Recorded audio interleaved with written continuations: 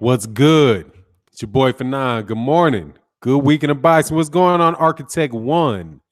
What's happening, Jay Lukovic? What's going on this morning, man? Welcome back. It's been a minute. Miss Boxing Fanatic, good morning. How are you? Good to see you on Trail Boxing Talk. What's going on? Merv the Cut, man. What's good, man? D-Lo 404, what's happening, man? Justin Marsh, always a pleasure to see you. Syndicate J, what's top of the morning to you? XX Rebelo, what's going on? Marcus the Villain, hey, how are you doing, man? Don Ron, KV, New Orleans in the building. That's what's good. I cannot wait to get there, man. Jay Good, what's going on? Everybody loves Raymond. Jeff the producer, Carly Crush, what's happening? Fifth Avenue Phil, Scholar Gang, what's good? Chilling, man. I'm feeling good this morning. Glad to be back talking this boxing, man. Morning from Costa Rica and San Diego. What's going on, Carlos Valdez? BBG, what's good? General Long, Dark Truth. How top of the morning, mate? Might? Is that Australian? Might? Yeah, I think might is Australian. I suck at accents. Dark Truth, Gregor. Hey, Broderick Hunter, what's going on, man? Yes, sir. Ronald Gomez, stay on the grind, man. Get busy or get busy living or get busy dying, man. Cooper Packtober, what's going on, man? Muhammad is the one. What's going on? Anthony Johnson, always a pleasure to see you, man. See you in that chat, Justin Marsh. Thank you, sir.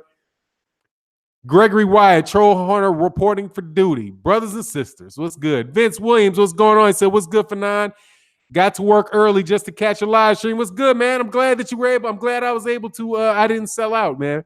Consistency has its benefits, man. What's going on, Sugar Fantastic? My man, what's going on, man? Salute Fanon to Don. Salute to you. Reggie Owens, what's good with you, man? Royal Kabosh, my man. Don Jenks, what's good, man? Anthony Johnson in the super chat, man. Much love, man. He said, Hearn hating on those ticket sales, man. Look, that's a good point. That's a good point to start it up, man. What's up, Fanon, the phenomenon? Nico Crush, what's good, man? Yes, hey, Mike Biggs Boxing, what's going on with you, man? I got to check out your channel, man. See if you have. I haven't gotten a notification in a while, man. I need to go check that out. Fanon said the zone don't win purse bids. They could for this one, or they could at least push it up real high. Hey, Fanon, shout out. Oh, hey, what's going on, man? It is happy. It's God dang it, man. What is it? Memorial Day? Damn, what is today, man? What is the holiday today? Oh, my goodness, man. Forgive me, man. I can't. But anyway, man, shout out to the veterans, all the veterans out there putting in the grind, man, risking your life for what you believe in and to support your kids and to get to college and just be a generally productive person, member of society. Man, enjoy your day. Enjoy your day. Shout out to the veterans. Gregory Wyatt, man, smash the like button, make the algorithm happy. That's what's up, man. I appreciate that, man. Veterans Day. Yes, sir. Thank you very much. I'm sorry, man. I'm terrible on birthdays and holidays, man. But, man, much respect to you guys, man. Good morning, Organic Herbal Supplements, my man. What's good, man? Shout out to all the vets. Absolutely. All the vets and all the active duty people, too, man. Everybody doing it now, doing it. Respect, man. A lot of respect for you. All right, so let's get to what my man Anthony Johnson said. See, this is why I'm changing this. I'm getting out of this dude's narrative, man. Oh, somebody tell me. I need somebody to put up. I'm going to talk about what Anthony Johnson just put up. But then somebody's got to let me know what was it that made Black Fight Fan TV and 78 Sports TV talk about race baiting and cats hating on the LDBC or them about defending black fighters. If somebody could just like put it in the comment section where I could see what that was about, because I didn't get to check it out. I came to the comment section a little late, man. Oh, by the way, shout out to everybody in NYC. Shout out to everybody in NYC, New York, big city of dreams. I've been in New York in years, man. I got this coffee cup when I was in New York. But somebody let me know. As far as those ticket sales going, man, I don't care. I'm getting this ready to go right now. I don't care. There's no, Nothing is going to force Eddie Hearn into making an Anthony Joshua Deontay Wilder fight. Nothing. If they did 5 million pay-per-view buys, they need to wait until it gets to 10. If it does 300,000, he deserves a 5% split. It doesn't matter, man. It doesn't matter. He already has the answer in his mind. It's 8 fights in 10 years. Or 8 fights. The next 8 fights planned out. But after that, they want to work towards a 10-year career for Anthony Joshua. He's not going to be rushed. If Deontay Wilder does that, then it would be, we'll fight Asik. We'll fight Dillian White. Then we'll fight Asik. But then people want to see Dillian White again. It doesn't matter, man. That situation over there in the UK is what that situation is going to be. Obviously, you cannot leave. If a $50 million flat fee offer gets rejected, all they're going to do, all this would do if he did 1 million pay-per-views, would say, okay, we know that we can make the same amount of money that we were already offered and it already turned down. So I don't see how any numbers, any pay-per-view numbers, any attendance numbers, none of that is going to make Anthony Joshua and Eddie Hearn do anything differently than they're already doing, because they've already tapped out a market and they already feel like we don't need to take that risk. It's only going to be if they're in a situation where they need to do something where they need to do it because the amount of money that they are earning, would they be forced to do a fight like that?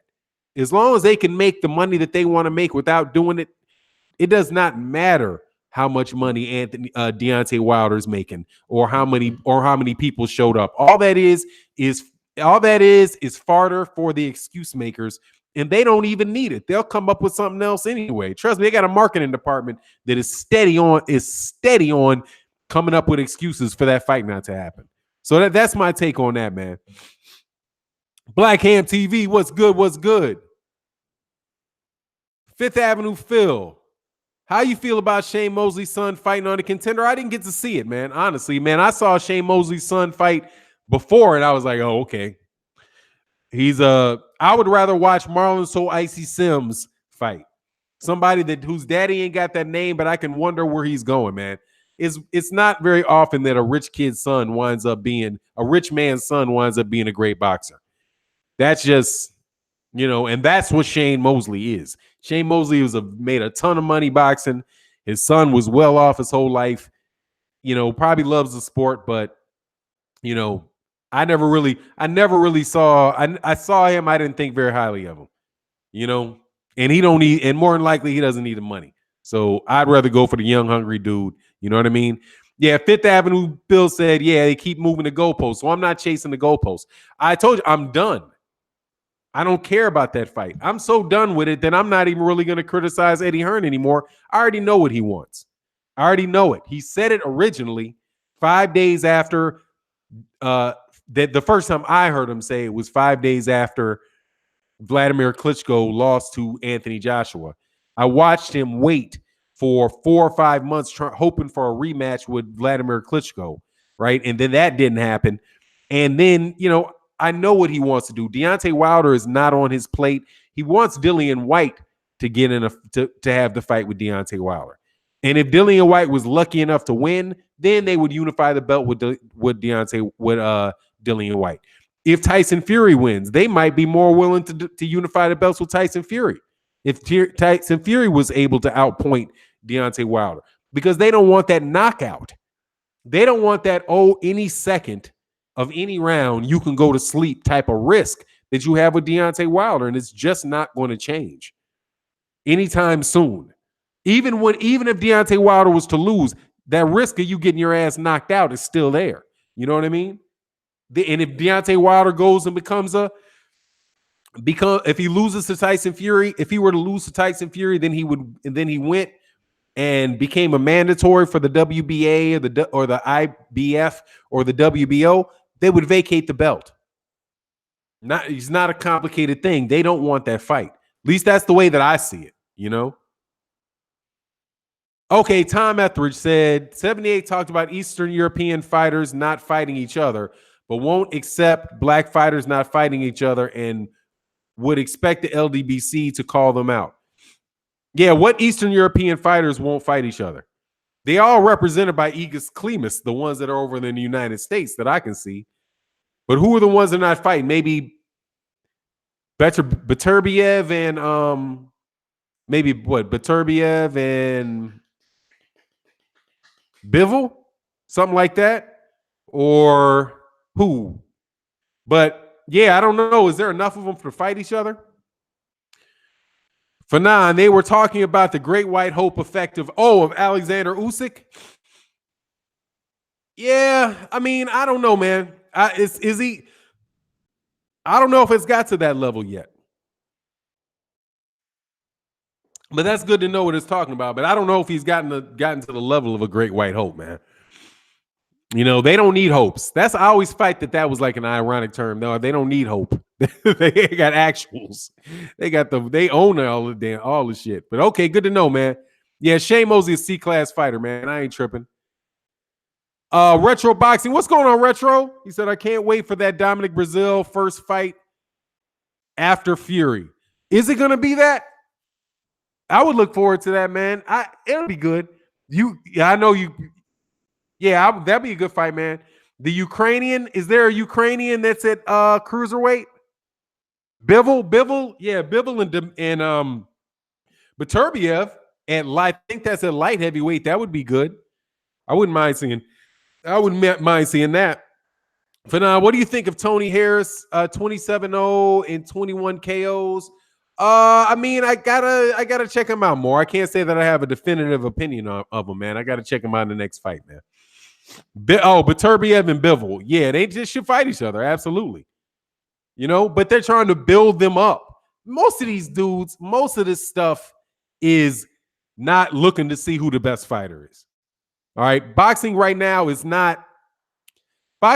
is not right now, is not a situation like the NBA or the NFL or even Major League Baseball, where the best teams are going to wind up playing each other. And that's kind of the intention of it. Unless you have a playoff situation like you have, or like a tournament situation like the World Boxing Super Series, it's not really designed to see who the best is. It's a bunch of individual events, man. It's more like the music industry than it is than like a league, like a sports league. It's like, you want to be entertained tonight. Let me give you something to entertain you, right? So boxing is entertainment. I know sport is entertainment, but it's just not. It's not the way that this thing is situated. It's not situated for that, and that's not the promoter's interest. And that's not their intention. And you can hear them say that. Eddie Hearn and Bob Arum tell you that. They're telling you, we're here to make as much money as we can. We're not here to give you the best fights because of hardcore boxing fans thinking that this is going to be the best fight. When you use the word hardcore boxing fan, you're talking about knowledgeable boxing fans. Just change it from hardcore to knowledgeable, because that's pretty much what it is. Boxing fans that pay attention to it every day, know who most of the top fighters are, and have an historical appreciation of the history of boxing. They're telling you that that's not who they want. They want the casual fans, or the fan that lacks a consistent interest in it. They want the fans that don't pay attention to it, who are casual in their approach to boxing. So they're just trying to put on like a casual music fan might really believe that Miley Cyrus is a great singer, right? So you're not going to hear her. You know, they're going to try to give you Miley Cyrus and a bunch of just nonsense. You know, that's what they want to. They're not into that. They're not that into you. Okay, hardcore boxing fans. Eddie Hearn, Bob Arum, they're just not that into you. Okay, they do not care what you want. And if Bivol and Demetrius Beterbiev was a great fight, they would not give it to you. They would say, "Whoa, that's a great fight. We don't need to do that." No. We need to make that. We need to wait for a situation where people who don't know anything about boxing would want to see that. Until we get to the point where nobody who knows about boxing wants that fight, we can't make that fight because one of those guys would lose. And if one of those guys lose, then they can't be in that fight that nobody but casual boxing fans would want to see, or that casual boxing fans would want to see, because you might get knocked off, It's crazy, man. It's crazy.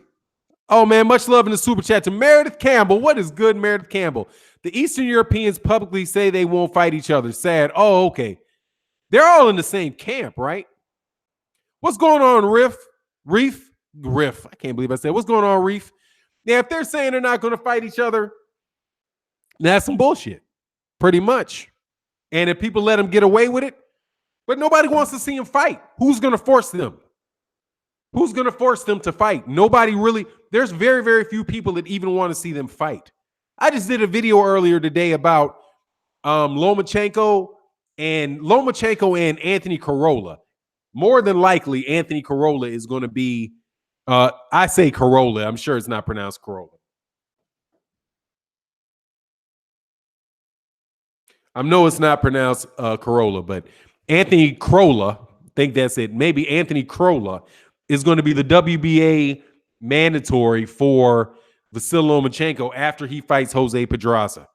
And Eddie Hearn is saying, this is so interesting. He said the WBA is going to call that mandatory. Like, how you know? Yo, you already paid for that mandatory, huh? You paid, you put your deposit down on it, Eddie.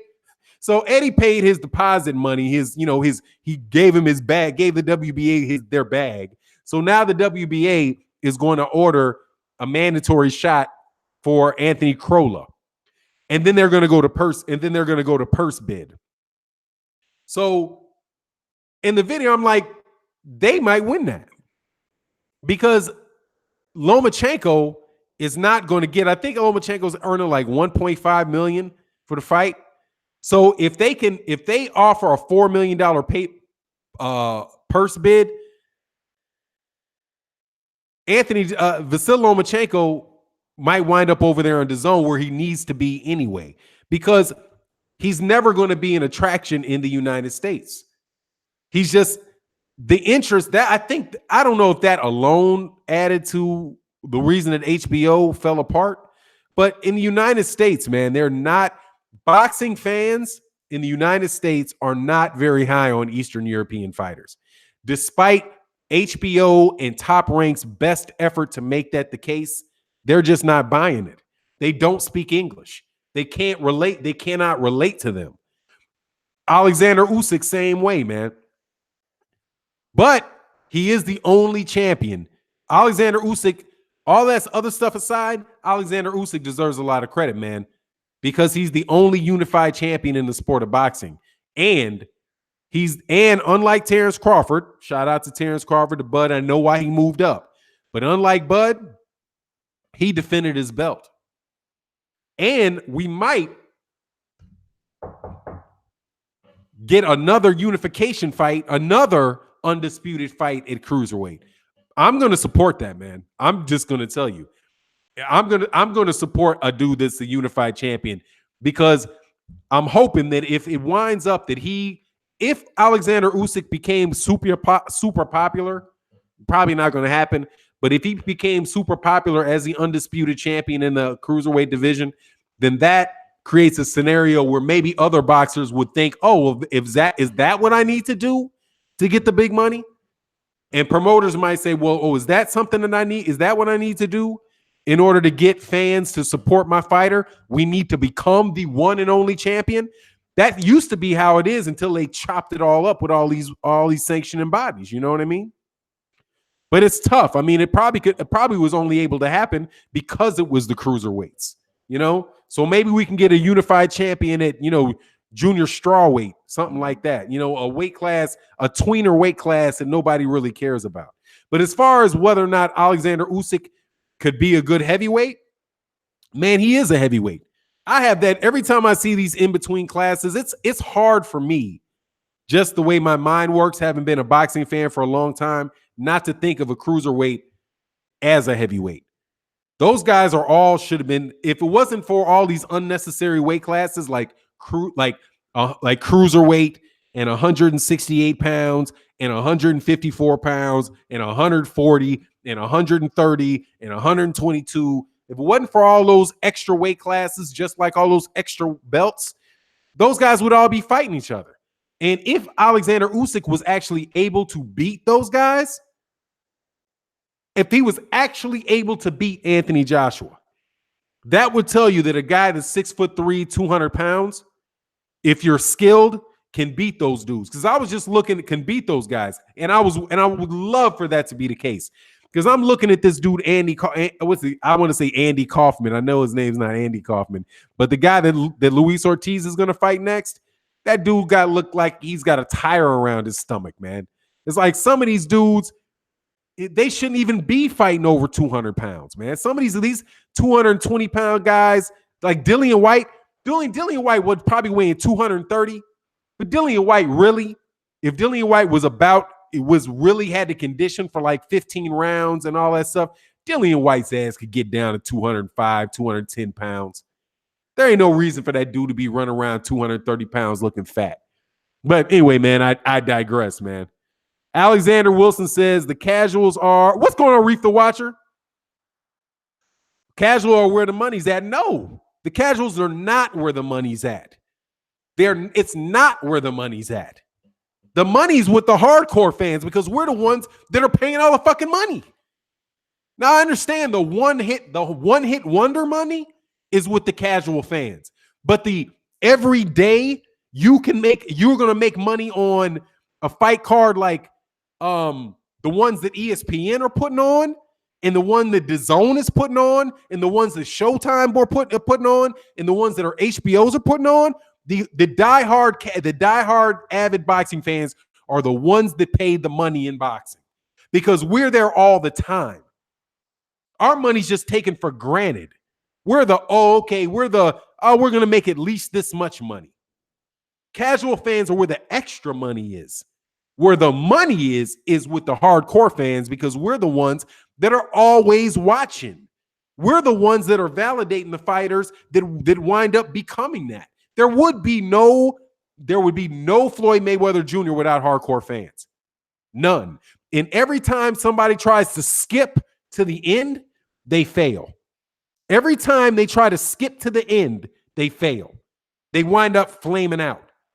Vasyl Lomachenko, probably the number one reason Vasyl Lomachenko can't be like a big monetary star is because the hardcore boxing fans don't stand behind Vasyl Lomachenko in America. Because there's two dynamics of hardcore boxing fans. There are Black Americans and there's Spanish-speaking Americans. And they don't vibe with a Ukrainian fighter. But HBO and Bob Arum want to just skip all the way to the end and say, okay, well, let's just try to get all these fans, let's try to get the European fan, the European American fan to support him. But they don't support boxing. They come in after the Mexican, I always say Mexicans and American is largely Mexican, but the Spanish-speaking crowd of hardcore fans and the African and the Black American and Caribbean fight fan get behind them. That's when they come with that other group. But the money is where the money in boxing is where the hardcore fans are, because we're the ones that are going to tell the casuals where they need to go. Let me back up. What's good? Best Fight, the best boxing, my man. What's good, man? Let me go back here. What's good? Love your channel. Keep it up, bro. What's good, Top? What's going on? Some of y'all going into this good conversation, man. Let me get some comments to say for 9 in this mug. Lawrence Williams. Oh, I'll go with Retros talking to Lawrence Williams. All this great white hype shit is just stupid to talk to keep boxing about rate relationship. There ain't no brother stepping up except Wilder. I ain't hearing that shit. Oh, you guys are arguing about whether Bellew is a great white hype or not.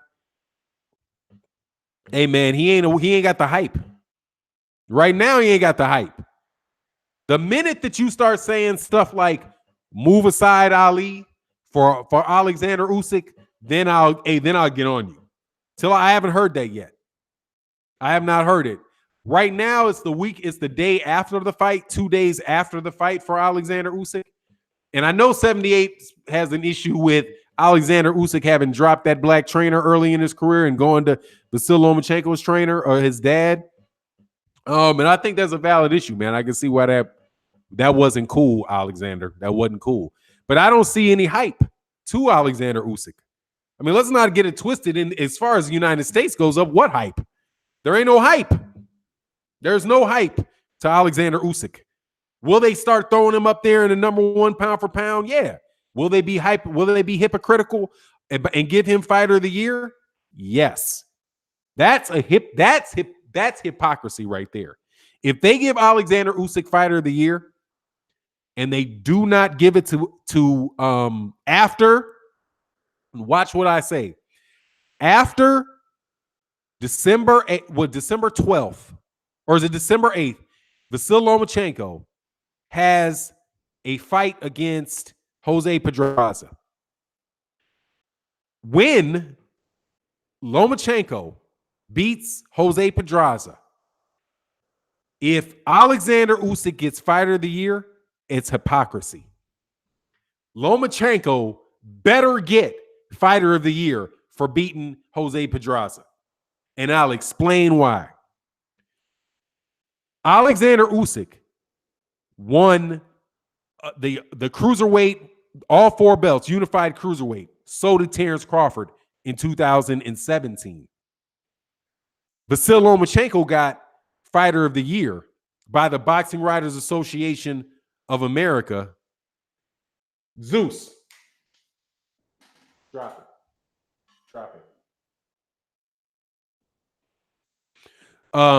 He got that, even though, and now look what Vasyl Lomachenko did last year. In 2017, Vasyl Lomachenko had 3 fights. 2 of them were against guys that weren't even in his own weight class, and the other one was against a journeyman and in Sosa, right? That's not as good as what Vasyl Lomachenko did this year.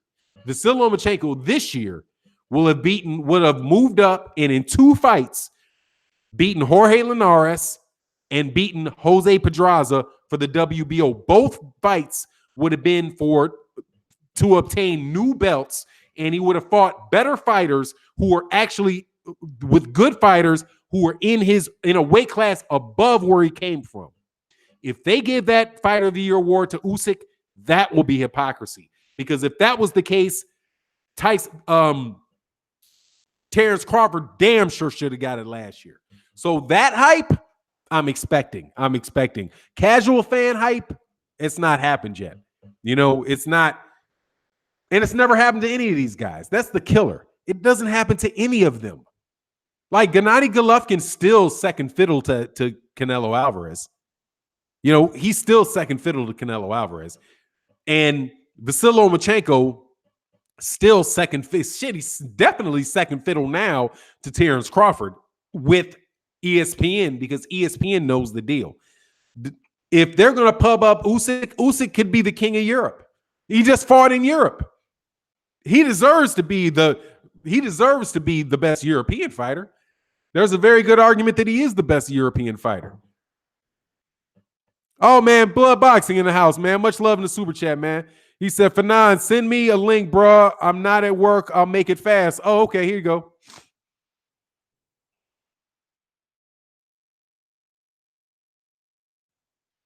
Oh, we about to get it right. You don't have to make it fight either. You don't have to make it fast either. All right, I got Blood's about to jump on. Blood's about to get up on y'all, boy. Best fight the best. GGG is second fiddle to Charlo, let alone. Absolutely, dude. Best fight the best. Yes, sir. Yeah, Alexander Wilson, ESPN named Terence Crawford Fighter of the Year, not the Boxing Writers of America. That's a channel. And most outlets gave it to Vasyl Lomachenko.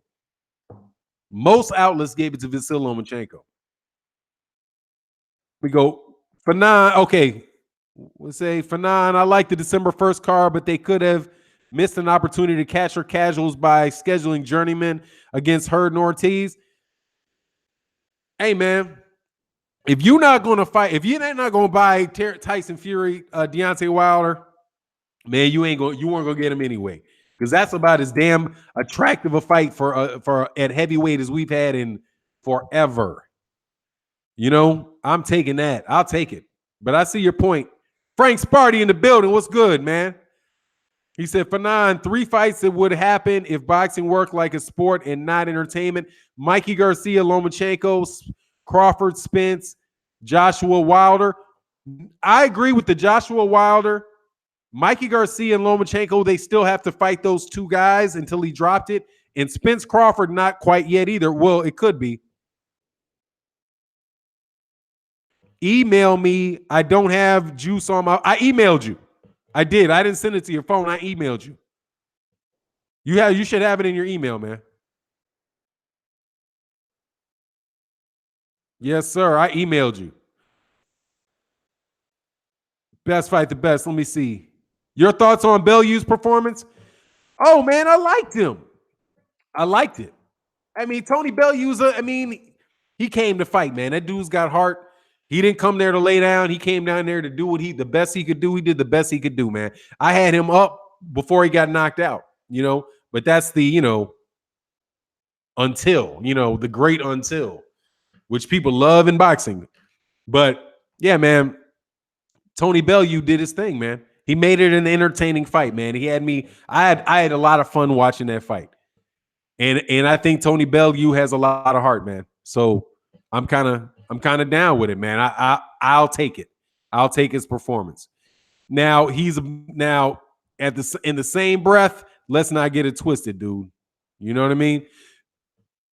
Oh yeah. Will do, man. Yeah, you've been getting a lot of pub on that video, man. I'll check it out. Best fight the best. He said the GOAT. Check out my last video when you get a chance. I will do, man. I'll respond for sure. I'll check it out for sure. What's good to Shy? What's going on, Shy? Stone Love. That's my dude right there, man. What's good with you? Give credit to Usyk. I don't have to give credit to Usyk. I've been giving Usyk's ass credit for the last... How long have I been on the stream? 30 minutes?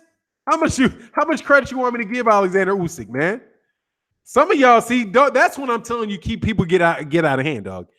Alexander Usyk, here's the credit. I'm going to give Alexander Usyk the credit Alexander Usyk deserves, and here it is. Alexander Usyk is proven that he is the number one. He's the only champion in boxing. He's the only person that owns all 4 major championship belts, and he's the first person since Jermaine Taylor back in whenever that was, early 2000s, to Bad Intentions Taylor, to actually defend that belt. He won up Terence Crawford by not just winning them all, but defending them.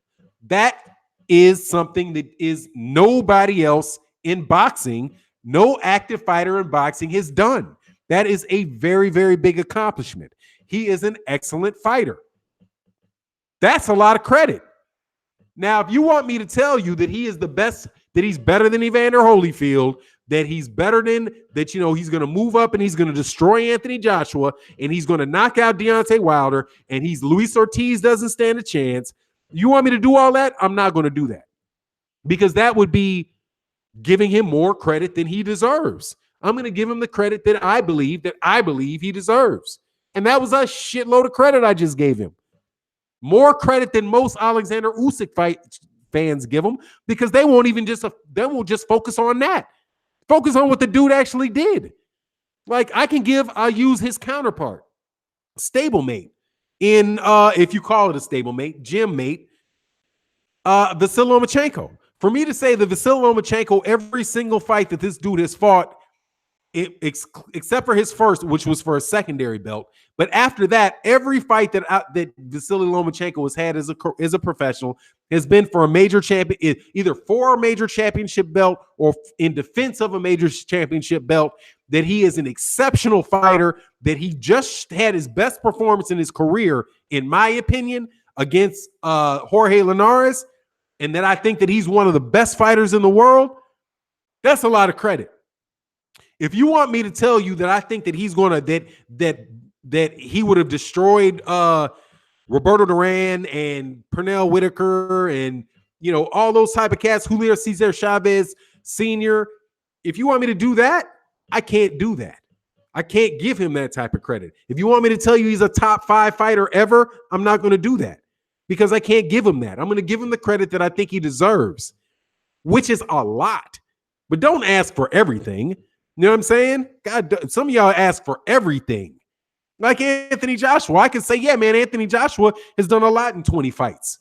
Yeah, 22 fights or whatever. He's an Olympic gold medalist. He beat a Hall of Famer in Vladimir Klitschko. He's a very solid fundamental. He's a solid fundamental fighter. He's doing he's a big attraction in the UK. Hey, man, that young man is doing very well in his life. But then you want me to tell you that Deontay Wilder is running from him and Deontay Wilder is a chicken leg, this, that, and the other thing. You're doing too much.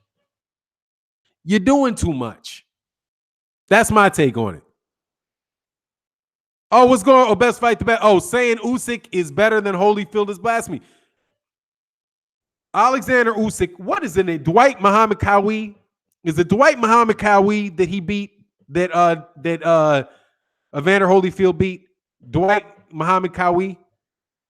I'm pretty sure that was Dwight Muhammad Kawi that he beat. Dude, that dude ain't beating no Dwight Muhammad Kawi yet. All right, my man in the building. Hold on 1 second. Let me get this right. It's done. That is very, very. Hold on. Retro, you on mute. I see you mute.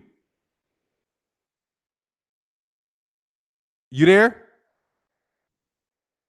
Hey, I see Retro. I see you, but your phone's on mute. I can see that you got yourself muted. Your microphone is muted.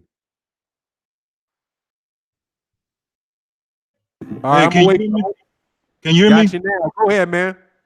What's going good? on? What's going, Retro? How you doing, big bro? What's up with you?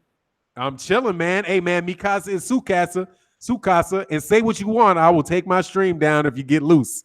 So, but get loose. I'm not going to get loose. I just wanted to say that, I had talked about Usyk a little bit yesterday, and I did get a lot of comments and stuff on my videos too about people overhyping Usyk and stuff like that. Look, there is no great white hype in this era of boxing, okay? In order for there to be a great white hype, first of all, you have to have a great black fighter, all right? When Jerry Cooney was the great white hype, there was a great black fighter in Larry Holmes, okay? We don't have that now. Nobody should be talking nothing about no great white hype.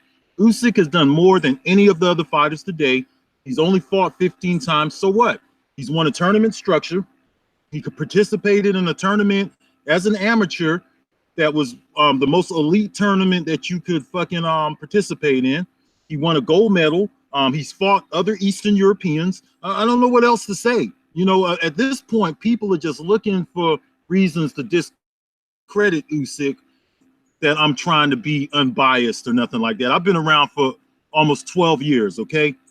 Usyk has done more than Floyd Mayweather did in just 15 fights. He became undisputed. He participated in a tournament. He's beat the top cruiserweights. He hasn't fought Tabiti and maybe one or two others. Those guys are participating in tournament structures. What more do people want from this man? He's never said nothing racist to nobody. So what's the big deal? There is no great white hype in this era of boxing. There is no great white hype. You guys got to step up. There has to be a great black fighter for there to even be a great white hype. That's what I got to say. I got stuck on my mic. Yeah, man, I ate. There's nothing else I can say to that, man. I don't see it. But once you start going, the only thing, and you getting ahead, I don't want to get ahead of it, but like you had this dude in this comment section, like this nonsense is just this. When you jump out there and have, Usyk talking about Usyk is going to destroy Wilder and all that. When he gets to the heavyweight division, if he fights in the heavyweight division, then we'll see what happens. But I can't disagree with, objectively speaking, you cannot argue with that. As far as him, go ahead, Fanon. Sorry, big bro. Sorry, like big bro. This is something I think me and Blood got in common on this. In order to be a champion, To me, there's only one champion. You are the champion or you're a title holder. You can be you are the champion of the WBC or the champion of the WBA or the champion of the WBO or the champion of the IBF or the champion of the NABF. You can be the champion of that division, of that sanctioning body. But you're not a champion of the division if there's somebody else if there's a title out there that somebody else has. Now, for whatever reason there is, Alexander Usyk is the only person that has that. And that's not hype. That's just fact. And it would be unfair ahead of time if you say, for example, when Terence Crawford if he was still at 140 pounds and he was defending all those belts, if I didn't say the same thing about Terence Crawford, right? Then you'll be like, Terence Crawford had this, that. He would deserve that because that's what Terence Crawford had achieved. Alexander Usyk I'm not giving Alexander Usyk credit for anything that he hasn't done. He literally did that. And Blood will talk to it because I took the lead from Blood on this, quite honestly. About 2019, man, wanted to see undisputed in boxing. And there's a bunch of cats that got the opportunity to do that. Mikey Garcia got the opportunity to do that. Terence Crawford, Errol Spence, Sean Porter, and Keith Thurman got the opportunity to do it. If these guys want to figure out a way and get there to do it, it can happen. Anthony fucking Joshua damn sure has the opportunity to do it. And they chose not to. If this dude crosses the finish line and does what the ultimate goal in boxing, in my opinion, should be, that ain't hype. That's fact. And if it is what it is, dog. And I've been on record saying some fucked up shit about Alexander Usyk. But because I think, some funny business could be going on there. But hey, man, what's on paper is what's on paper. Go ahead. Go on, Blood. To respond to Brandon Washington. Sorry. Retro. Get you right, man. Either one is good, man. Right now I'm blood boxing. Retro talks in a funny voice, man. I don't understand that retro cat sometimes. But anyways, man, Brandon Washington says that he disagrees in your comment section with everything I said.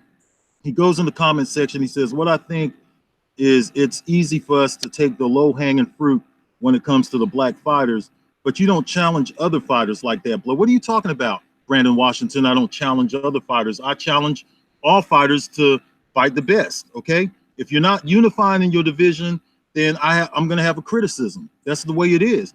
Usyk has done that. If it was Tabiti who had that belt, it'll even be better. I'd be happy for him. But at this time, Usyk has filled that void that we sat on here and talked about for over 10 years, okay?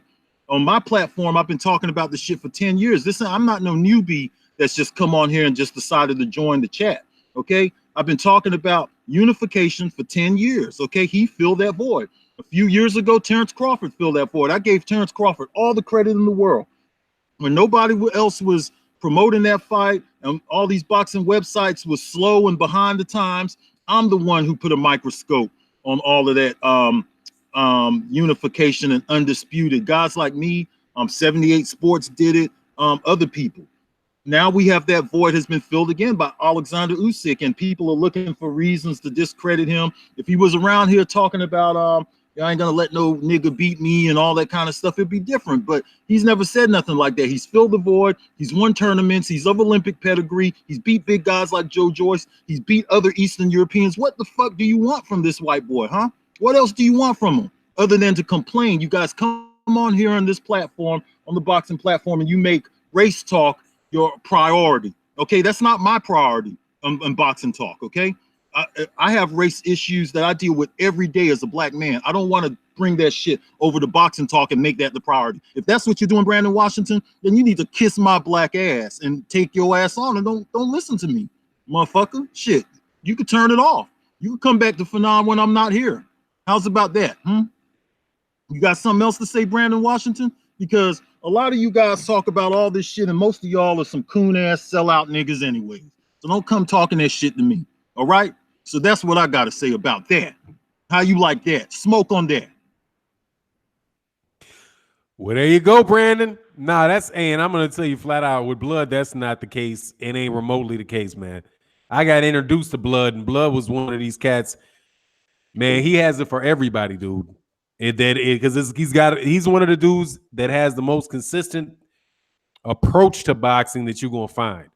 The cat wants to know who the champion is, and if you are fitting a certain criteria, and you lay out the criteria, if any, and that's really what you want, man.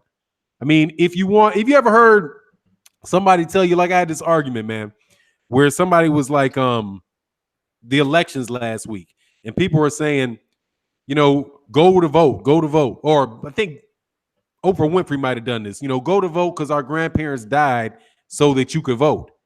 And my response to that was, no, they died because somebody killed them, and they died, and they thought they wanted to vote because they thought that they might be able to be treated fairly as a result of them voting, right?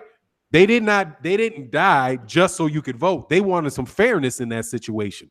And if you're not treating somebody, if you will keep having people vote for you, people keep following you, not doing what you're supposed to do, then you don't deserve the support of people. It would be foolish to continue to support people that don't support you. Put that in the boxing context. What Blood is saying is, look, man, I can't sit there and look at these cats and say, we need an undisputed champion in boxing. And when you get one, then complain about the dude that gave you what you was asking for. Because we want the best to fight the best. And the only way that you can really get that, the only way that you can know that is by those belts. And that's what Usyk did. So, I mean, I don't see any type of criticism. I don't see, you can root against Usyk, right? Like I can say, hey, man, I hope Andrew Tabiti beats him. I don't have a beef with somebody wanting to have Andrew Tabiti beat him or wanting him to go up there to fight Deontay Wilder and you want Deontay Wilder to win.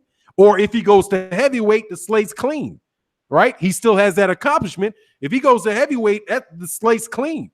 He got to do just like Terence Crawford's got to do. Terence Crawford was unified champion. He ain't unified champion now. In Blood now, what would happen with you with Usyk if Usyk goes up, beats, say he beats, for some reason, Anthony Joshua drops the WBO belt, and then he beats Chris Arreola for the WBO belt and doesn't ever defend it against anybody. What would your take on Usyk be then? I'm setting you up, obviously, for an answer I know the answer to. So you're asking me if Usyk... I'm just saying if he moves up, let me ask a better question, dog. When he goes to heavyweight, what would you expect of Usyk at heavyweight? If he goes to heavyweight, I expect him to take on the same philosophy and want to become undisputed. All this talk about him going up and fighting Anthony Joshua, that's all fine and dandy, but he would have to fight Deontay Wilder. He would have to be about unifying. I would hold him to that. And personally, I don't want to see him go up. I would like to see him defend his status as the undisputed cruiserweight champion, because I think we need an undisputed champion in boxing. Somebody who's always going to have all the belts on the line. I don't think that he could beat Deontay Wilder, okay? Now, I know some people came out and said that he could beat Deontay Wilder, and there's other people out there saying that, he could beat all the heavyweights and he could do this and that. And some people are saying that, hey, he'll be trash in the heavyweight division. Me personally, I feel kind of like Mr. Boxing Today, too, who came back. I feel the same way as him. If he was to move up into the heavyweight division, being a smaller guy, being more elusive than most of the heavyweights, he's going to provide a lot of problems for these heavyweights. Tony Bellew is a smaller fighter, more elusive than these big, slow heavyweights. He's shown that he could deal with the heavyweights' power. He has a good chin. He's a skilled fighter. He comes in there. He executes a game plan. He has a lot of experience in the amateur circuit. He's an undisputed. He has all the tools to move up into that division. I just don't think he has what it takes to beat a fighter like Deontay Wilder. And I think that he'll have problems with other fighters, stay busy fighters like Big Baby Miller. I think a few of those guys will give him some big time problems, and he'll probably catch his L up there. There's no doubt about that. But at the same time, with what we got in the heavyweight division now, why not? Why not? There's nothing up there now. I think that he has a good chance against Anthony Joshua. I think it's a 50-50 fight. I don't think he could beat Deontay Wilder. Styles make fights, but I'm not going to take it personal because, a bunch of white boys now got them a little champion that they could identify with. He ain't no great white hope because You know, Deontay Wilder still got unfinished business to take care of at heavyweight. You got a guy in Anthony Joshua who's afraid to fight him at heavyweight. There ain't no damn great white hope in this fucking boxing environment. Ain't no such thing as no damn great white hope in the 2018. I could understand someone saying that with Jerry Cooney. I could understand that with Tommy Morrison because we had established champion at that time, but there ain't no great white hope at this time. All right, we wasn't saying none of that shit when Kovalev had his belts and some of these other Eastern Europeans. Now that he's undisputed and he's getting a little attention, there's all these people who want to sit up here and cry. Some of the biggest coon ass niggas in the world.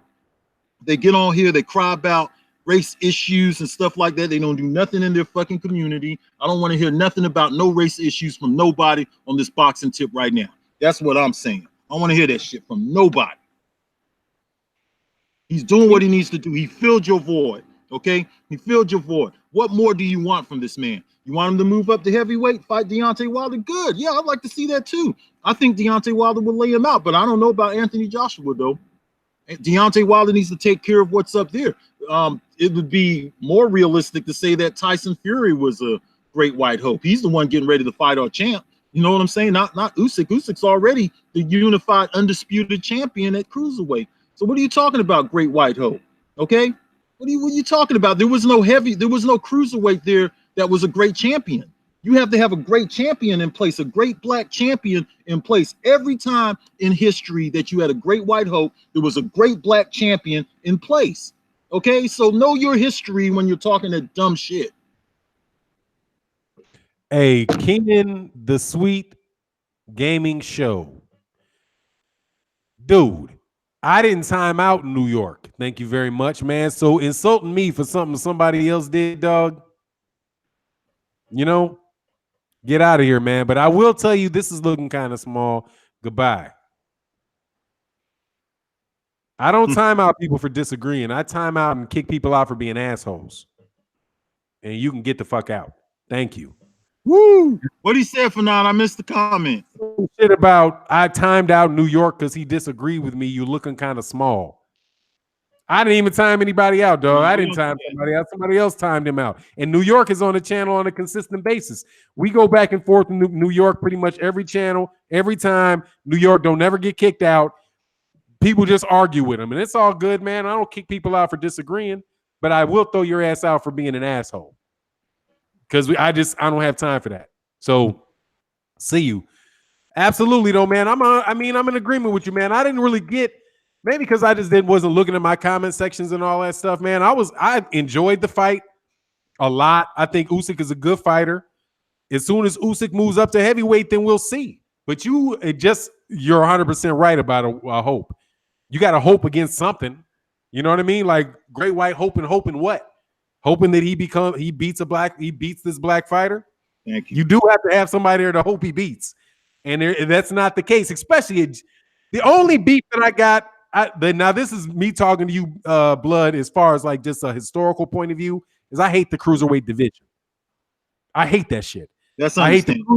I hate the fucking cruiserweight division. I hate the fucking 168-pound division. I hate the 54, 154, 140, all that dumb shit. I hate all that dumb shit. And the 4 belts, because it's just not the belts. It's all these damn weight classes. And Usyk really is a heavyweight. Historically speaking, he's the same fucking size as Rocky Marciano. You know, he's probably a little bigger than Marciano, actually. A little bigger than Rocky Marciano. So, but see, here's the thing too, and this is where I'm kind of with, man. I didn't see Mr. Boxing today. Let me do something real quick, and I'll get right back to that point. I want to get these super chats real quick. My man General Scroll said, "Blood is a real can, man. Anybody can get it." Yeah, man. Blood's the truth, man. Blood's the truth. Let me make sure I'm not missing any other ones because I know I saw best fight the best Usyk. Damn it. Usyk gets hurt by Wilder or Ortiz. If he gets hit like he gets hit, but we'll see. You know, shit, he might switch it up and make sure he can get it. He might fight a different style. You never know, man. True Speaker said, Fanon, Usyk is a cruiserweight, no match for none of the top 10 heavyweights.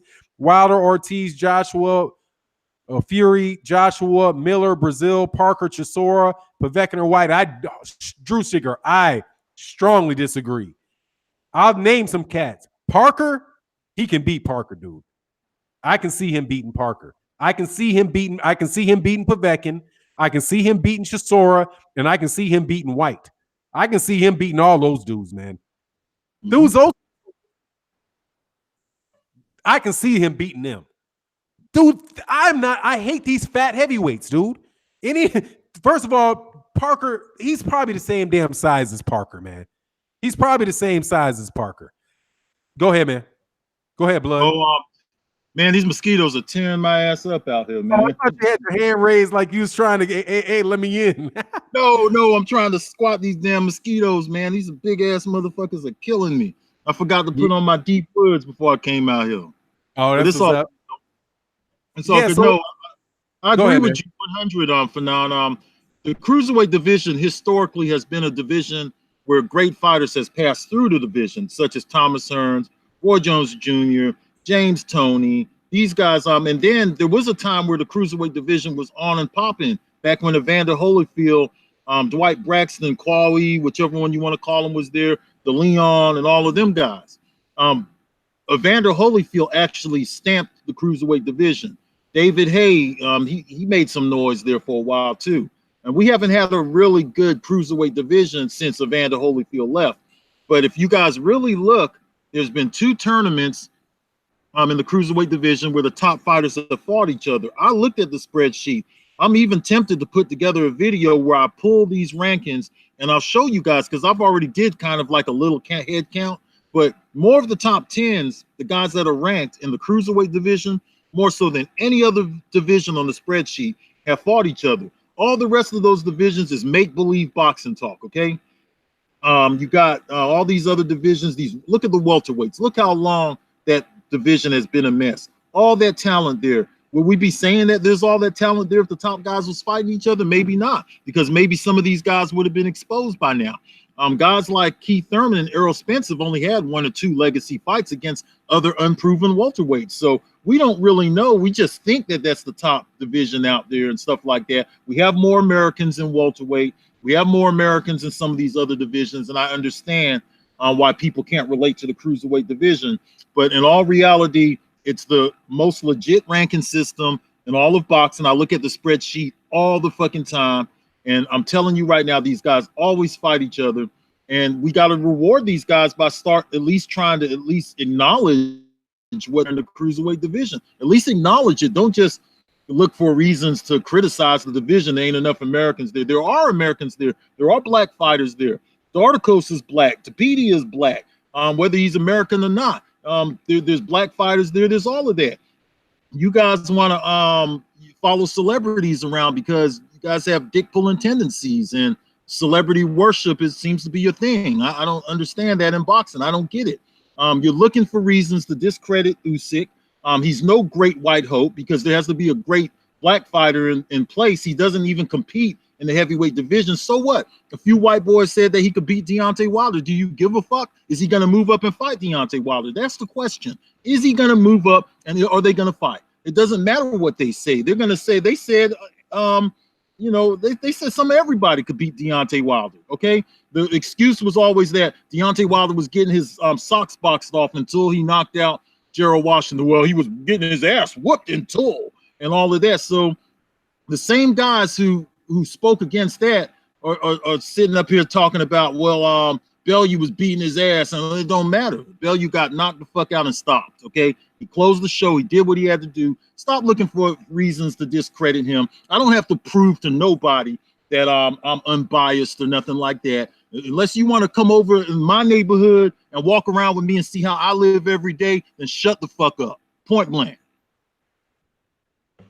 Yeah, no, hey man, just introductions to the channel. We got some new people here in the channel, so you can understand why you wind up getting blocked or getting deleted. It's usually when you're disrespectful. That's it. We're just not going to do that, man. Most people in this chat, dude, are too old to be wasting time responding to you when you call somebody a dickhead or you call somebody out their name. That's pretty much the running instruction. Once somebody starts doing that, just kick them out, because we're here to talk boxing. And I guarantee you, ain't none of y'all put as much work in this boxing talk in the boxing talk. There's some cats out there that have been in the boxing for a long time. So that my man Blood has. So, respect it. or you get kicked out. I mean, come back under another name, man. That's the way they usually do it. Just come back once you get blocked. Just get another account, come back under a different name, and then act right. Or if you get kicked out, email me and say, "Hey, man, I got blocked for not a good reason. I'll let you back in. And if you talk shit again, you'll get kicked out again." But I'm never going to do it. It's the cats with the wrenches that do it. So don't cry to me. Don't talk bad about me. Those are your fellow chat members that are throwing your ass out of there for acting a kid. Shugwa said Usyk is an Orthodox, Russian Orthodox from Asia. He speaks Asian languages and comes from an area where they're known to rush skinheads and far white types. Russians is most certainly not white. Usyk, see, look here for the people who are in the United States, man. Let me give you something. Once you leave Europe and you come to the United States, you immediately become white. Even if you're not white where you came, even if you're not white where you came from, you become white when you come over here. It's like y'all get boxed into the same thing, dude. You got people swearing up and down, dude, Gennady Golovkin is white. And yeah, man, I don't like to get into too much, but these cats be like, like Gennady Golovkin's a great white hype. Gennady Golovkin ain't white. But you can't tell it to people, man, that are really, really looking for something. You know what I mean? Hey, Fanon, can I say something, man, real quick? Yeah, go run. Suge One made some good comments, and he has a comment here. He says, "Since when did Usyk say he was white? I've never met a single Russian that said he's white. They don't have the U.S. black-white dynamic. Stop putting that on Usyk, Golovkin, and Lomachenko." Well, what you said is true, but then we do have to consider also that this is a guy who lives by a different standard. Ain't none of us from where he's from. I've never heard him speak on race relations before. If he starts saying stuff like a black fighter will never beat me, like Mentor did back in the day, and other fighters have made comments like that. Once you start going that route, then and Kovalev did the monkey shirt thing. Once you start getting involved in that kind of stuff, then now I'm going to take a different approach. But as long as he does his job as the champion, keeps that race shit out of it, I won't bring it to the table, because there's no need for me to bring it to the table. I don't need to justify how I feel about race relations and shit through boxing. If I have an undisputed champion, I'm going to be happy I have an undisputed champion. The man never said nothing to nobody. He never discredited anybody. I just don't see the reason to bring this whole thing up with Usyk in this boxing environment where you have nothing but celebrity fighters, ranking systems that are not valid, all kind of shit. You guys are talking about great white hopes in this in a boxing era when there's over 100 title holders. Come on, man, get out of here with that. So what? A white fighter got the undisputed status right now. You know what I'm saying? Encourage the black fighters to do the same, and they'll get the same kind of love. They'll even get more love by me because I'm black and I could identify with them. But they have to do that first. I'm not going to sit up here and build fighters off of dream matches and fake ranking systems and things like that, because that's what's going on. If I had the time, man, I would take it a step further and I would really break down every division and show you guys firsthand what we're dealing with. And you'd be sounding stupid bringing up this shit about great white hype for some Russian guy who we don't even know how he feel about black people and this and that. I do know that at one time he had a black trainer in his camp or something like that. I think he was working with Bashir, and I don't know what happened with all of that whole thing. But other than that, I don't really have no reason to criticize him. I just don't really find this stuff relevant at this time. I'm sorry, I just don't, man. Yeah, I got a criticism for Usyk, but today is not the day to do it because I ain't gonna mix up issues. But as far as like Tusi Twala said, he's Caucasian at the end of the day. Now, see, I find that's very ironic because he's not. When you get into this like international issue with stuff like that, it's really different. If you go to Russia and tell some Russian dude that he's Caucasian, he might hit you upside the head with a brick, because there literally is a group of people called Caucasians from the Caucasus Mountains, and it is a distinct ethnicity. It is not. That's not real. That's something that that's some phenotype that was laid out by some dude in the 17th century to the Caucasian. That is a group of people, and they actually were slaves in the black, I think it's the Black Sea slave trade, but they're like a group of people that were actually enslaved in Europe and traded. And because of this particular whoever the guy that came up with the initial like different racial classifications, because he thought that this was the most attractive type of person, the particular slaves that he was raping, they called it Caucasian. But there's literally a group of people that, from my understanding, that people in Russia don't even get along. A lot of people in Russia don't even get along very well. You can't call them they're not Caucasian. What they are is they're Eurasians, really, or just Asians, because there ain't even really, Europe is like a peninsula of Asia. It's not even like any distinct landmass, man. So really it is just to have a discussion about like the US racial dynamics with people from Eastern Europe, from Eastern European or Eastern Europe or Western Asia. The whole conversation doesn't work, man. It really doesn't. And they don't have the same life experiences. That aside, none of that has to do with the fact that dude got all 4 of them belts and defended it. And that's just kind of where I am with it, man. I got a call. That's like, I don't like Eddie Hearn for shit. I'm like super on record for not liking Eddie Hearn.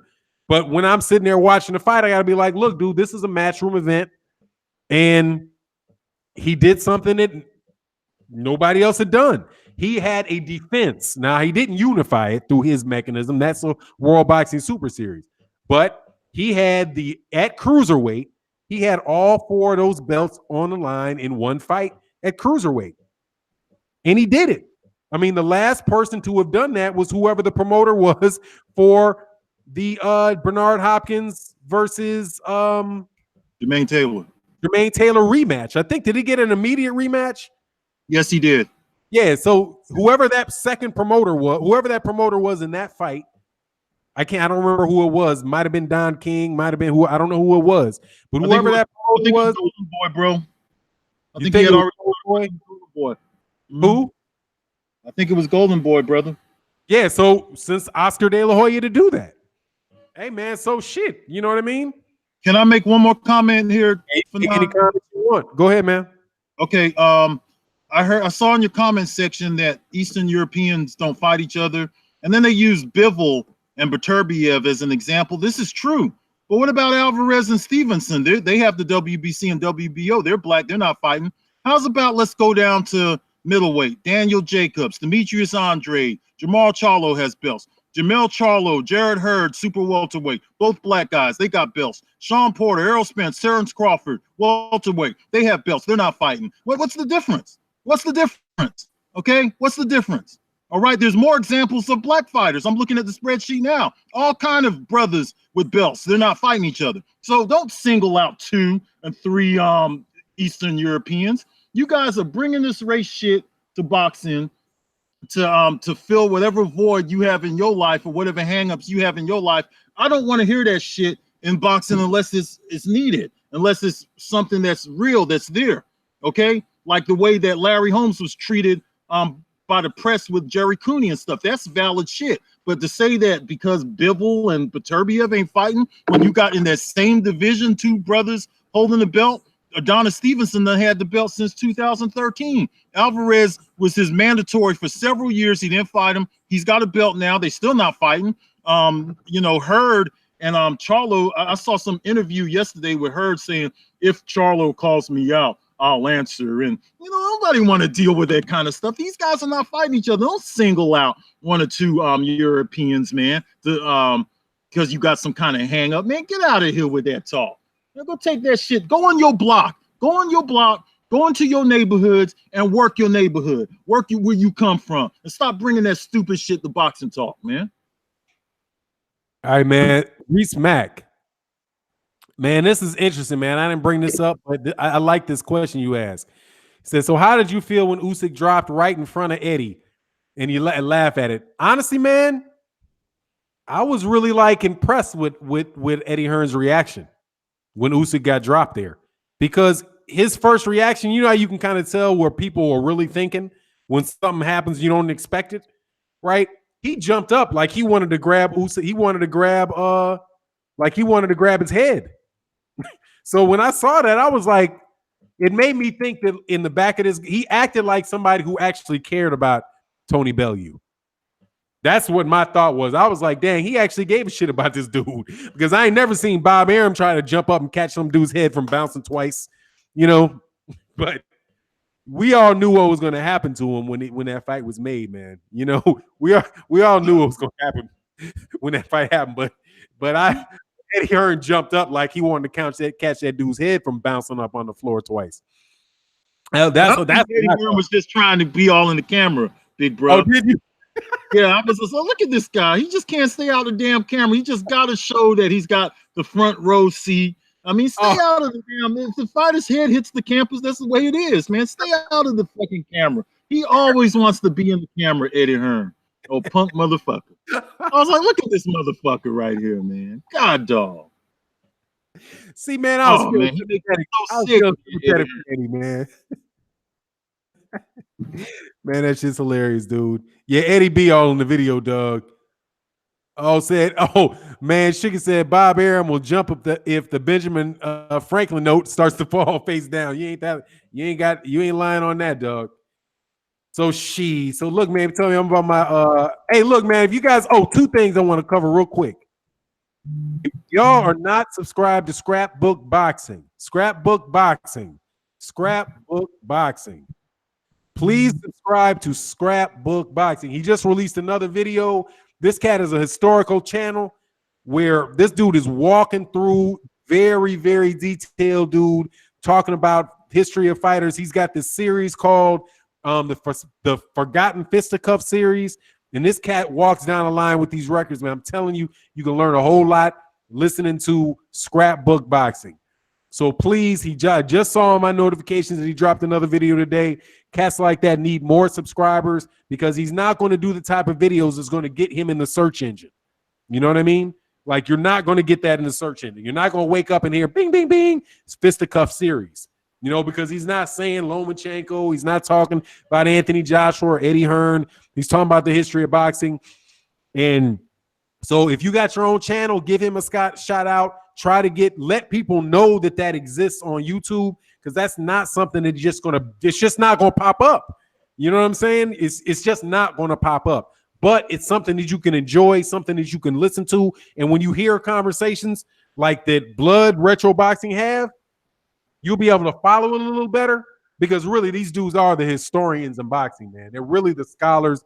You know, they're really the boxing scholars, man. The people that take their time to really understand the history of boxing, understand the real not just the moment-to-moment gossipy type of politics of boxing, but, you know, both sides of that shit. So definitely, Shik said, I hope it's a classics channel. It is a classic channel.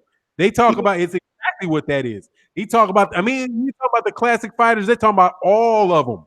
Like, he'll bust out on with a Harry Greb video on you, you know? That type of conversation, man. Definitely check him out, man. He's gonna do some work with me, man. He actually reached out to me, and we're gonna put some stuff up together. We're gonna do some historical stuff together. And I would really like to get that show going, Fanon, where every now and then we come onto your show with guys like me, you, Scrapbook, Kurt, Sugar, sit here and talk about the history of boxing. And if more people knew the history of boxing, then they would understand some of our hangups a little bit better. Some of us older guys. We have different kind of hangups because we've seen the sport evolve into what it is now. So we have different kinds of hangups. And when people start bringing certain things to the table that we know is just a bunch of irrelevant garbage, you know, we want to make our point. You'll understand us better if you looked at our history videos and understood what some of the fighters from back in the day went through when they was getting on the wagons, when the black fighters from that time period, and some of the, you know, poor white fighters from the New York area and other places, the Irish and Italian fighters, some of the stuff that they had to face, man. You know, these fighters today are spoiled. That's why I'm saying, like, all this talk about great white hopes with Eastern European fighters. So now that we don't have no American white fighters, You guys have placed that stigma on the Eastern European. You've brought your hangups and your insecurities all out into the open. We could see right through that shit when you start leaving me them comments about Usyk, why are you not holding black fighters to this standard, blood? Because they don't hold themselves to that standard. They're not trying to be the best. Don't bring your little hangups to me, and don't start talking about Eastern Europeans that you know nothing about. Most of y'all ain't never even left your old dusty ass county. You've been in your county the whole time. I know niggas here in Florida who ain't never even left the state.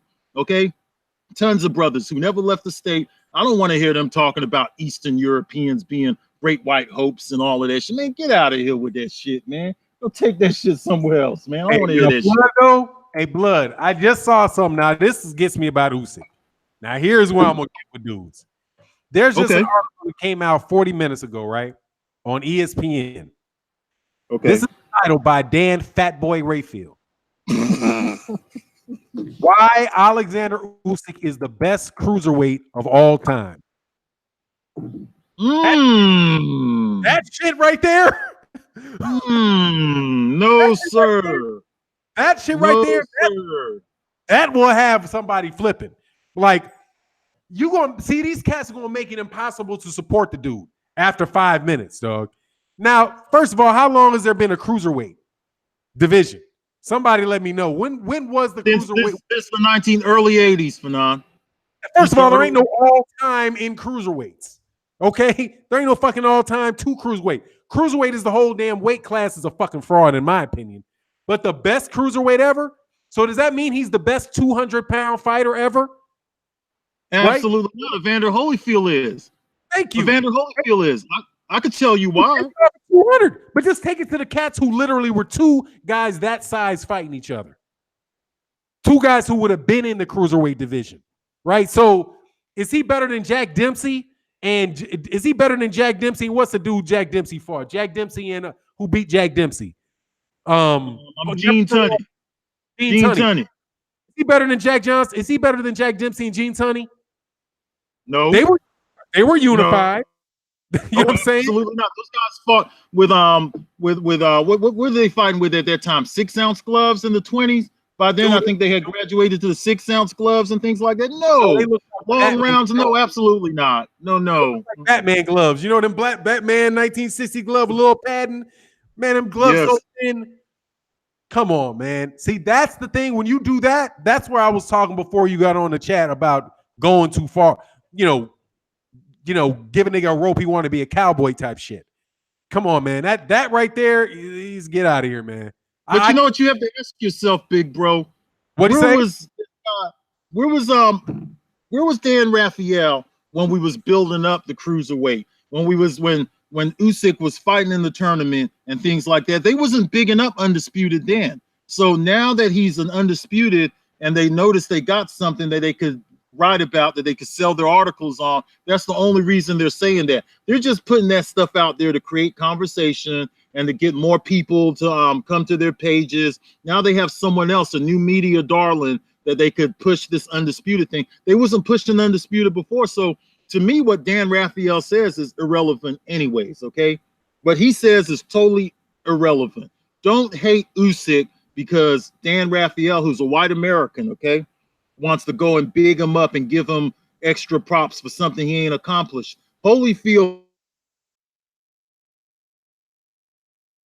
I think I lost you. Hello? I think Blood, you went on mute or something. You froze up. Blood froze up. So we go. What's this talk in the comment section about? What's this stuff in the comment section about the fight being in trouble? What fight could be in trouble?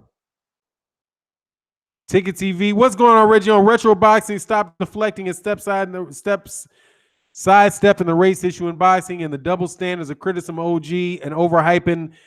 The overhyping of Eastern European is real. Dog, I mean, not in this particular. I'm gonna go ahead and run with what Blood would say, because he's obviously frozen up right now. No, man, I don't think that's sidestepping and deflecting, man. I'm not. If you're not giving the dude any more credit than the dude deserves, then what is it? You know? I mean, that's pay-per-view in trouble. What's the pay-per-view in trouble? Why would the pay-per-view be in trouble? what they're gonna not have it in? I don't get it. Anyway, man, yeah. So I just don't. I don't think so, man. I think that dude is he deserves the credit that he's getting to the extent that he's getting credit. You know.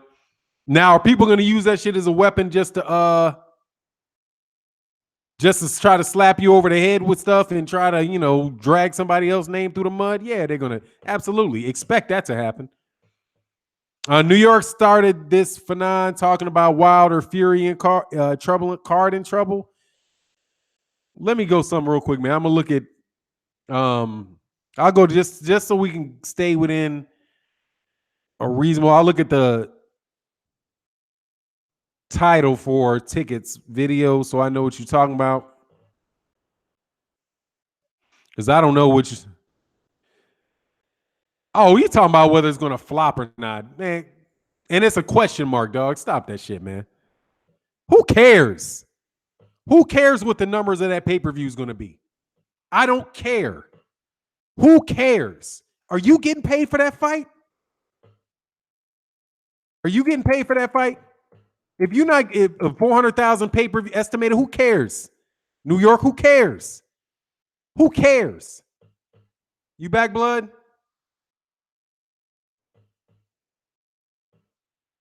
Let me see. I gotta open this up real quick. Blood, you here? I see you back, but I don't hear you, man. Yeah, who cares, man? Seriously and truly, man. I don't want to hear that. Because we get to see the fight that we want to watch. This is the lineal heavyweight championship. It's the dub, and it's a dude that should be supported, dude. Who cares if it's in trouble or not, man? I mean, what is trouble? I'm sitting there listening there thinking you guys are talking about the fight might get held off.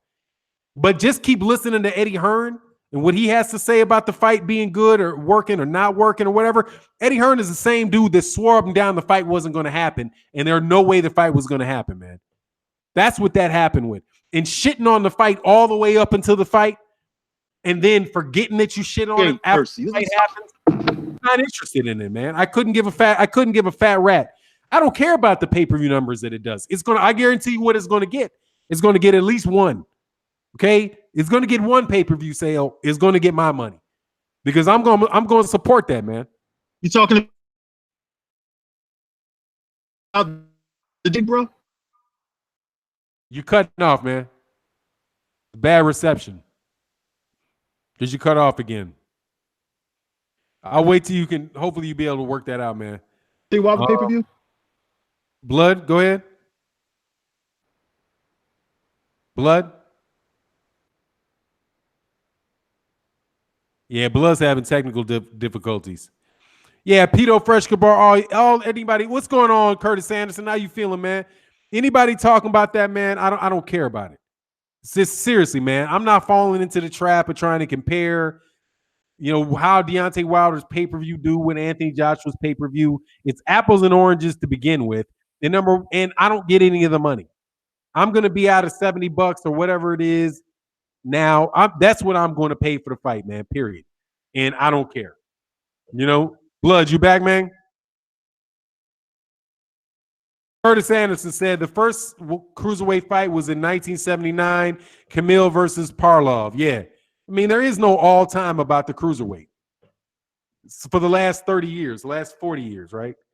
79, I'm terrible, man. 89, 99, 2000, yeah, 36 years. Savage facts. Nobody buys pay-per-view until an hour before the fight. Yeah, I mean, why would they? Then they're not buying tickets until the week before the fight. And they're not going to release any reports on who they sold it for. How do you even get the reports ahead of time? I mean, what is Showtime? Was Showtime pay-per-view releasing? Are they releasing the numbers ahead of time or something? I mean, I don't know, man. That's a question mark. See, and there's another thing. I looked at Ticket TV's thing. Ticket TV said going to flop with a question mark on it. Question mark is a question. Is it going to flop? Do you think it's going to flop? Do you think it's going to do well? That's a topic that Ticket TV has on his channel. That's Ticket TV asking a question for a conversation. So if you want to have that conversation, go have that conversation. That's cool. Have the conversation, dog. Wilder on pay-per-view. Oh, shit, the world is doomed. Yeah, whatever's clever, man, about all that, man. I don't particularly care, man. Curtis, yeah, hey, man. Oh, thank you, Curtis Anderson. Oh, it says smack New York City. Hey, man, it is what it is, man. But let's stop the conversation about that. I'm not interested. But anyway, actually, I'm a little bit over time, man. I'm at an hour and a half, man. I appreciate all you. Hey, look, if you guys are not, a couple things. If you're not subscribed to the channel, please subscribe. We have very good conversations in the morning after Trill Boxing Talk. And I'd appreciate it if you subscribe. If you hit the subscribe button on your way out the door while you're in, definitely trying to grow the channel. Also, if you're not subscribed to Retro Boxing, subscribe to Retro Boxing, subscribe to my man Scrapbook Boxing, and anybody else in the chat that wants to ask you to subscribe to their channel, do it. So that way you can get notifications of when you have we have really serious boxing talk for mature boxing fans, which will add to your boxing experience, man. Seriously, listening to I don't even know how Dan Rayfield gonna make, how they even bother with that shit anymore. I'm not going to sit there and spend 15 minutes reading Dan Rayfield's article.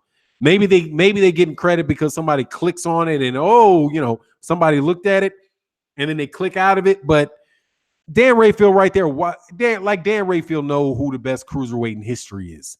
Absolutely ridiculous, man. Black fight fans, let's support the Wilder and show these haters we got our guys back. Now I'm down with that. I'm going to watch it because I think that's the best fight that can be made or will be made at heavyweight. Can you still lose? Legendary top cats, you can choose, lose, or stay confused. You want some cool boxing news? Subscribe to Legendary Top Cats. Please subscribe to Legendary Top Cats. Oh man, it said 400K versus 400,000 pay-per-views is worth. You'll make just as if they do 400,000 pay-per-views. They just at $60. They'll make more money than Anthony Joshua made in his pay-per-view. That'll tell you. 400. If it does 400,000 pay-per-views, it's $70 a pop. $70 a pop. That is like roughly $25 million, $30 million in pay-per-view money. That's a lot of money, dude. 65, 70. So let's just do it real quick. Oh, they're definitely full of it, man. They're terrible with it. Just do the math on it, man. I'll do the math real quick. If they do 400,000 pay-per-view, then dude, that's all they need to do. That's all. It's 70. I'm just gonna round up.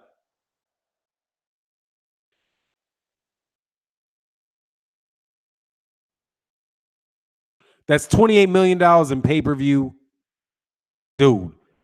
Plus a $15 million gate pulls out to a $40 million fight, dog. That's how much money they're making in Anthony Joshua's fights. Okay, that $28 million gate, $28 million in pay-per-view. That's what Anthony Joshua's doing in his pay-per-view.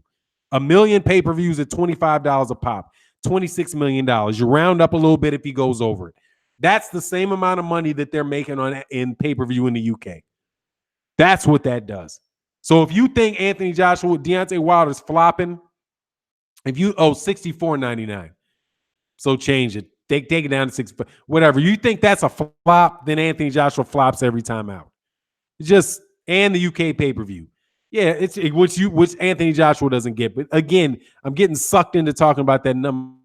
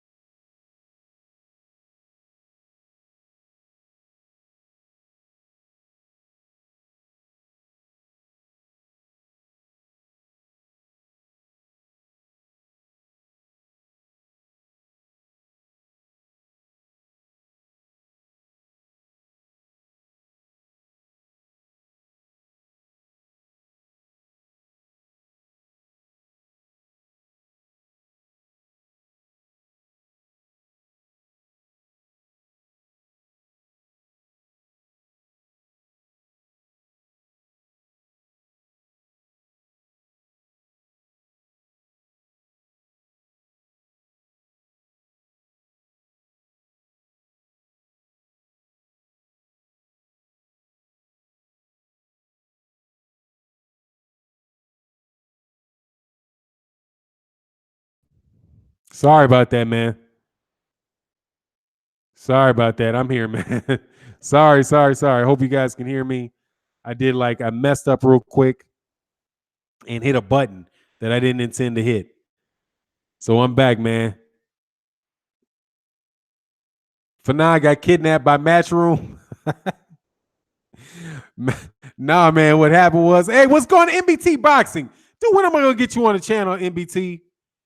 NBT, when am I going to get you back on the channel, dog? Now, I closed out my window, man, on accident. I hit the wrong X button. So now YouTube wasn't trying to get me, man. Hey, subscribe to NBT Boxing too, by the way, man. Glad to see you back, man. I'm glad you're over your I'm looking for what's going to happen with Jeff Horn, Anthony Mundine, man. I got to catch up to see what's going on with that. I want to do some videos about that. Nah, Eddie ain't hating on me. Not today, man. He can be back hating on me tomorrow, man. I'm getting sick to death of them UK fans coming to my channel. I ain't lying. Lord have mercy. But look, I'm going to get up out of here, man. Thank you for everybody for tuning in, man. If you're not subscribed, please subscribe and hit the bell icon. He said, we thought you were bagging. No, man, it's just, I messed up, man, and hit this and closed out the window that I was on. The stream kept going, but my feed into the stream cut off. So anyway, man. Oh, yeah. Reese Mack. I heard that he's supposed to be coming back in January against Luis. Was it Luis Collazo? That's my understanding of what it is, man. NBT said Jeff Horn by destruction, but I prefer Mundine to win slightly, but he's been out of his prime for 7 years. Yeah, I'm looking forward to that, man. B&B Boxing for 9. I see a lot of Neely Fuller Jr. in you. Yes, man. That's actually going to be I'm trying to get in contact with Mr. Fuller because I want to be able to use some of his stuff on my Patreon on the Patreon and talk about some of the excerpts that he has, man. I'm a big fan of Neely Fuller Jr. But look, man, I got to get up out of here. What's going on, Layla D? I'm about to bounce. Hey, thank you to everybody for coming to the channel. We'll be back tomorrow morning. If you're not subscribed, please hit the subscribe button so you can know when we do it. We'll be doing it tomorrow after Trail Boxing Talk. And with that, I'm out. Peace.